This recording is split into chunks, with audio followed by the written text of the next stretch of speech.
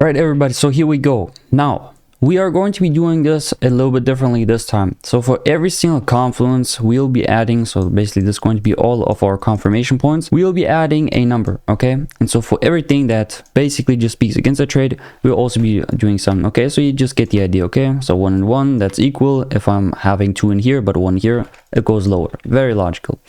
This is basically going to be a way to visualize to you of what I'm looking out for every single time when I'm taking these kinds of trades. Whether it's going to be a positive or a negative result, it doesn't really matter. There's just a fundamental thing that I like to do every single time, no matter the strategy. So from this point on, at least for the high risk reward strategy, what do we want to do? We basically want to go to A30 firstly. So that hasn't hit yet. Okay, from this point on, the next candle is going to be A30. And we want to ask ourselves, okay, what is going to be our most extreme range? In that case, it is pretty safe to say that it's going to be that high, and also either it's going to be that low or this one, but I'm just going to be taking this one simply because it's just the closest one. Okay, so now we basically have our dealing range. Okay, this is basically our dealing range, and so now we want to ask ourselves, are we going for the high or are we going for the low?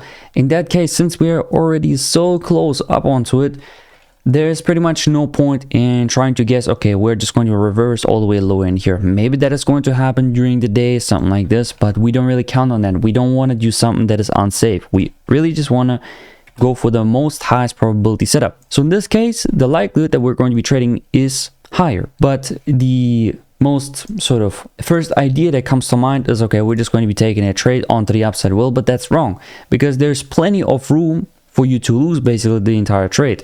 You know, sometimes this is also just going to work out, but most of the times this is not what it's going to be working out.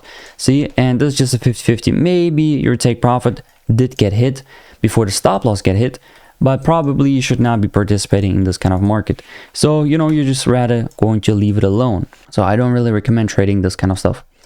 From this point on, you can still take the entire day. You basically have two options. You can just basically say, okay, my setup hasn't formed. We didn't really have a 50-minute high that I would like to look out for. Even though my bias was bullish, I'm not going to be taking a trade today.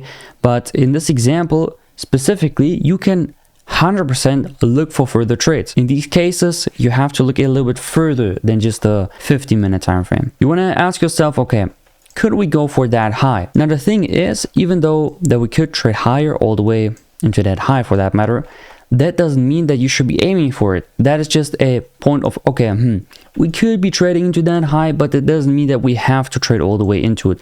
What we really just want to look out for is there enough movement for us to catch a long anywhere in this price action? It doesn't even matter that we're not planning to trade all the way to that high. Okay, now why is it possible to begin with that we're going to be trading there? Well, very simple. Liquidity has been taken out. From that point on, that already tells us, okay, there is a reason to basically trade onto the upside. Cool. Okay, then we have traded higher, broken structure. That's the next thing, okay? Now, some people in the comments are going to be saying, well, that's not a break of structure. That is a break of structure, man. I don't know where you guys get this new idea from that this is not a break of structure, but it actually is. Okay, so liquidity has been taken, break of structure. Now, the confirmation is we're looking for higher liquidity points. That is the reason why I'm looking out for this to begin with. That's the reason why you want to trade into it. Okay, liquidity has been taken out, break of structure. Okay, now we are targeting the next liquidity point. From this point on, we want to drop down onto the 50-minute time frame again, and we want to remove some of the lines, or else this gets too messy. Now we want to find our entry within that entire range. So all of that you're seeing in here is going to be our range, or we can even drag it a little bit lower, right? We want to catch an entry anywhere higher. Now what we can already spot basically is going to be, we're having FAG number 1, we have not traded into it yet. We have FAG number 2, we have also not traded into it yet. So the likelihood that we're at least going to be trading back into that FAG is quite high. So it's not worth it taking a long right now. This is most of the times just not going to be working out. What you would rather want to do is wait for this entire FAG to get traded into. You can do this, or basically you can monitor this on the 5-minute. I like to go onto the 1-minute for that. And from here, we really just want to skip a couple of candles. We've traded onto the upside, and from this point on, I'm telling you, everybody and their grandma is just going to take a long, and they're just going to get stopped out because of that. Okay, so once again, we're looking out for the 50-minute time frame FAG. It is so important that you're just going to stick to this, even though that right now it looks like we're just trading onto the upside and we are ignoring it. But no, you have to stay disciplined. So just wait for the entire 15-minute FEG. Now we have traded into it. Okay. So what are we looking out for now? We're looking for a liquidity rate that has internally happened. Basically, okay? In a nutshell, to simplify it to you, I'm gonna do it in this sense, okay? So a higher time frame low has been taken out. It has been taken out, okay?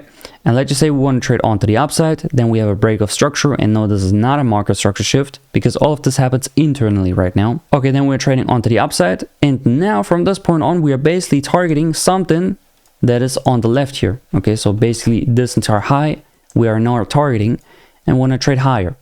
That is the same, if you have really paid attention, that is the same that has happened in here. Liquidity has been taken out, break of structure. Okay, now we are targeting the next liquidity point. Simple as that.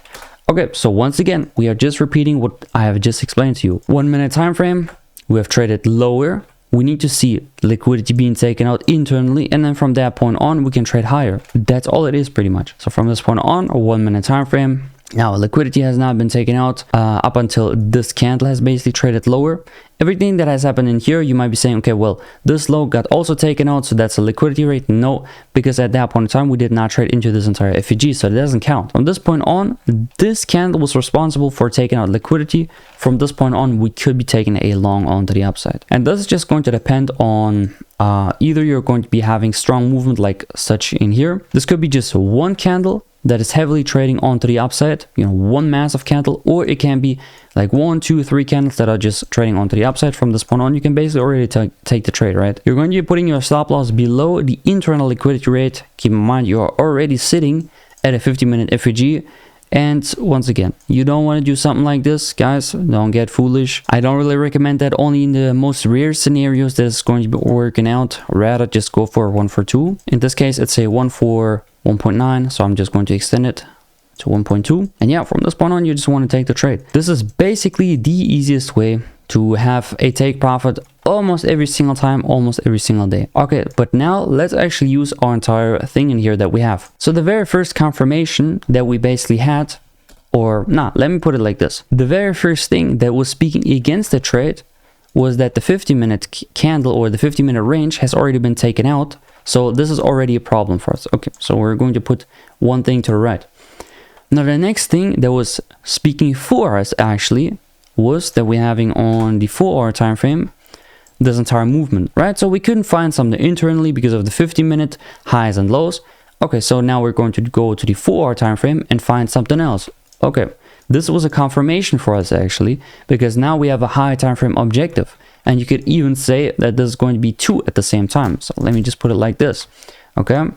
Now we have more reasons to take a trade. And you might be saying, because somebody get confused, right? We had one reason that is good, one reason that is bad. Well, but I'm counting this as 2.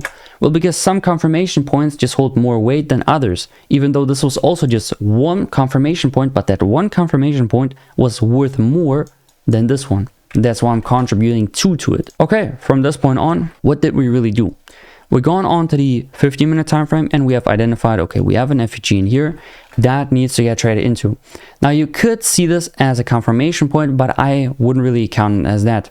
This is sort of a criteria than a confirmation. Some people would now be saying, okay, that's a confirmation point for me. No, that is a criteria we need an FEG to trade into. You want to take a long at the lowest point possible. Okay, this is basically what we have done. But there's a little bit more onto it. Our next confirmation was that, well, we had liquidity being taken out internally, okay? From this point on, we're going to be adding one more.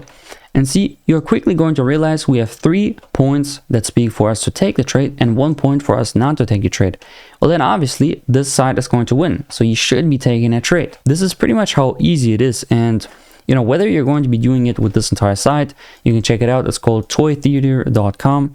You can check it out whether you're going to do it with this one or from your hat, but sometimes it is just really good to visualize it. Okay, what am I even looking out for? Because you're going to lose track of all of the things that you're looking out for in a trade, and then you're basically with spaghetti confirmation. You have 10 different reasons to take a trade, 10 different reasons not to take a trade, and you don't really know whether you should take it or not. So what the fuck am I actually doing here? So this is basically a way to visualize it to you and also just keep it as a note. So appreciate everybody who has been tuning in. This is rather going to be more of a quick one. If you want more, then click on this video. It's going to explain to you even more about this exact strategy that I've just plotted out.